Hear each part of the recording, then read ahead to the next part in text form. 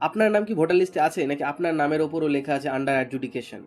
পশ্চিমবঙ্গের প্রায় 60 লক্ষ মানুষের নাম এখন এই আন্ডার অ্যাডজুডিকেশনের নিচে চাপা পড়ে আছে। ভাবছেন কি হবে, নাম কাটবে নাকি থাকবে? সব বলবো, শেষ পর্যন্ত শুনুন এই ভিডিওটা। নির্বাচন কমিশন আর সুপ্রিম কোর্টের নির্দেশে এখন জোর কদমে আপনার কাগজপত্রের তল্লাশি চলছে, মানে চেকিং চলছে।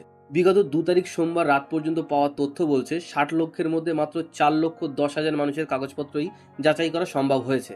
সবচেয়ে বড় খবর হলো, এই যাদের নথি যাচাইয়ের কাজ শেষ হয়েছে তাদের মধ্যে 28%, অর্থাৎ প্রায় 1,20,000 মানুষের নাম তালিকা থেকে বাদ দেওয়া হয়েছে, ডিলিট করে দেওয়া হয়েছে। কাগজপত্রে ভুল এবং সঠিক প্রমাণ না থাকার কারণেই এই 1,20,000 মানুষের নাম কেটে দেওয়া হয়েছে ভোটার লিস্ট থেকে। তবে আপনি ঘাবড়াবেন না, এই 4,10,000-এর মধ্যে 1,20,000 বাদ দিয়ে বাকি সবার নামের উপর থেকে কিন্তু এই আন্ডার অ্যাডজুডিকেশন লেখাটা উঠে গেছে এবং নতুন লিস্টে নাম অ্যাড হয়ে গেছে।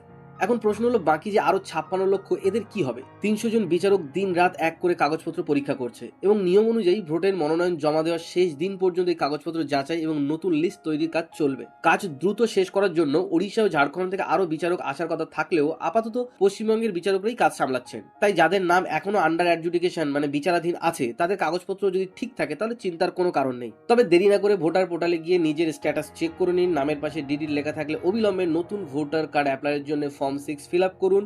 ভিডিওটি শেয়ার করে আপনার বন্ধুদের জানিয়ে দিন, কারণ ভোটাধিকার আপনার এবং আপনার বন্ধুর গণতান্ত্রিক অধিকার। আর ভিডিওটি ভালো লাগলে চ্যানেলটি সাবস্ক্রাইব করতে ভুলবেন না।